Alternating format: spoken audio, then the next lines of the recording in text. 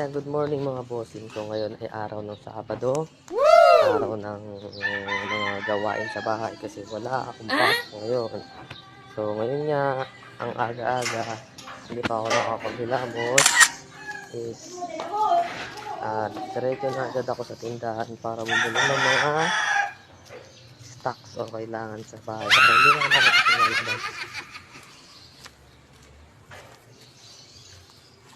Kaya halata naman, di pa ako nakakapag-supply. Hindi pa rin nakapaghilamos. Kasi natama rin ako lumabas. Kaya inuna ko muna pumunta sa grocery para bumili ng mga kailangan. Then, mamaya ng konti. Gawain na naman. Tulad ng paglalaba. Hindi ka na magkabay. Let's go, bye-bye.